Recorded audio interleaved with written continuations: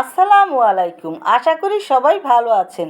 আজকে আমি আপনাদের সাথে কাঁঠালের বিচি দিয়ে নারিকেল চিংড়ি মাছ ভুনার রেসিপি শেয়ার করব। আর এই রেসিপি যদি আপনাদের কাছে ভালো লাগে, প্লিজ আমার চ্যানেলটা সাবস্ক্রাইব করে লাইক শেয়ার করে আমার পাশে থাকবেন।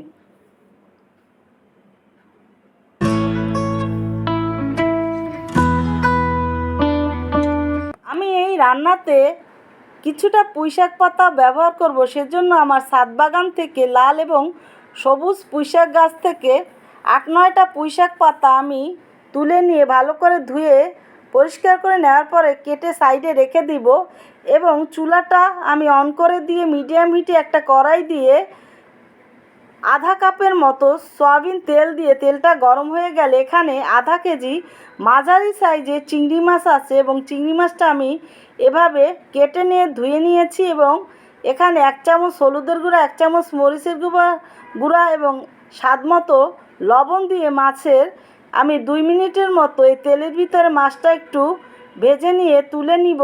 বেশি আসলে চিংড়ি মাছ রান্না করলে খেতে ভালো লাগে না, রবাটের মতো শক্ত হয়ে যায়, সেটা খেয়াল রেখে তারপরে আমি রান্না করে নিব। সেজন্য এখন এখানে আরও কিছুটা তেল ওই ভেজে রাখা মাছের তেলের ভিতরে তেল দিয়ে 1 কাপের মতো পেঁয়াজ কুচানো দিয়ে 2 মিনিটের মতো পেঁয়াজটা ভেজে নেওয়ার পরে এখানে আধা কেজি কাঁঠালের বিচি আমি মাঝখান থেকে কেটে খোসা ফেলে দেওয়ার পরে ধুয়ে নেওয়ার পরে এটা এখান দিয়ে দিব। আর আপনারা চাইলে এই লাল যে কাঁঠালের বিচির আবরণটা থাকে এটা শিলপাটায় ঘষে নিয়ে সাদা করে নিয়েও রান্না করতে পারেন, তবে আমি দিই, কারণ এটা স্বাস্থ্যের জন্য নাকি খেতে ভালো। সেজন্য এখন যেহেতু প্রথমেও লবণ দিয়েছি সেটা খেয়াল রেখে আরও কিছুটা লবণ দিয়ে নেওয়ার পরে এখানে 2 টেবিল চামচ আদা পেস্ট, 2 টেবিল চামচ রসুন দিয়ে আরও 2 মিনিটের মতো কষিয়ে নিব। কাঁঠালের বিচি আসলে রান্না করতে একটু সময় লাগে, সেজন্য এভাবে রান্না করে নিলে ভালো সিদ্ধ হবে এবং খেতেও ভালো লাগবে। 4-5টা তেজপাতা আমি দিয়ে দেওয়ার পরে 7-8টা শুকনো মরিচ মাঝখান থেকে এভাবে চিড়ে বিচিটা ফেলে এর ভিতরে দিয়ে আরও 2 মিনিটের মতো রান্না করে নিব। আসলে এখন বাজারে কাঁচামরিচের অনেক দাম, সেজন্য আমি শুকনো মরিচ এভাবে কেটে তারপরে ব্যবহার করেছি রান্নাতে। আপনারা চাইলে এভাবে দিয়ে যে কোনো রান্না করে নিতে পারেন। এখন ঢাকনাটা দিয়ে দেওয়ার পরে পানিটা যখন একেবারে শুকিয়ে যাবে এবং তেলও বের হবে, সেই সময় 2 টেবিল চামচ জিরার গুঁড়া, 2.5 টেবিল চামচ মরিচের গুঁড়া, মরিচটা আসলে আপনারা আপনাদের পছন্দ মতো দিয়ে নেবেন, 2 টেবিল চামচ ধনিয়ার গুঁড়া,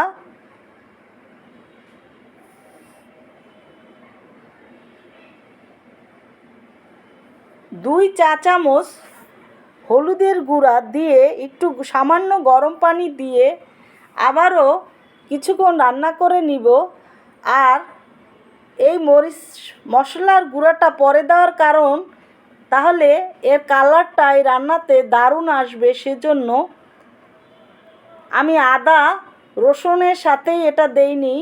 একটু রান্না করে নেওয়ার পরে আপনারা ভিডিওতে দেখেছেন দিয়েছি, শুধুমাত্র এর কালারটা সুন্দর হবে এবং খেতেও ভালো লাগবে। কাঁঠালের বিচিটা এভাবে রান্না করে নেওয়ার পরে অনেকটাই সিদ্ধ হয়ে গেছে। সেই সময় আমি আগে আমার ছাদ বাগানের যে পুঁইশাক পাতাটা সেটা এখন এর ভিতরে আমি একেবারে মিহি করে কেটে নিইনি, কারণ তাহলে পুঁইশাক পাতাটা একটু আঠা আঠা হয়, সেজন্য হালকা একটু বড় বড় করে কেটে নিয়েছি, তবে বেশি বড় না। এবং পাতাটা দেওয়ার পরে এখানে 1 কাপ নারকেল কুড়িয়ে নিয়ে শিলপাটায় বেটে নিয়েছি, সেটা দিয়েছি এবং আগে থেকে ভেজে রাখা চিংড়ি মাছটা দিয়ে এখন সব কিছু ভালো করে একসাথে মিশিয়ে নিয়ে তারপরে ঢাকনাটা দিয়ে আরও কিছুক্ষণ রান্না করে নিব।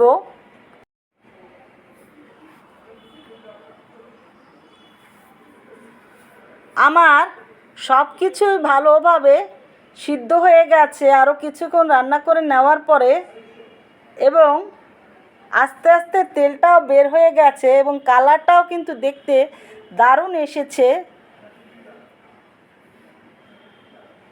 তেলটা ভেসে ওঠার পরে কড়াইতে এখানে 1 চা চামচ দারুচিনি, আধা চা চামচ এলাচি এবং সামান্য একটু লবঙ্গের গুঁড়া একসাথে তিনোটাই আমি মিশিয়ে নিয়ে এর ভিতরে দিয়ে দিয়েছি। আর এই মশলার গুঁড়াটা দিলে এটা খেতে দারুণ লাগে। আপনারা এভাবে দিয়ে তারপরে রান্না করে খেয়ে দেখবেন, ইনশাল্লাহ আপনাদের কাছেও ভালো লাগবে। আরও ঢাকনাটা দিয়ে 2 মিনিট রেখে দেওয়ার পরে বন্ধ চুলায় এখন ঢাকনাটা তুলে একটু এভাবে নেড়ে দিব।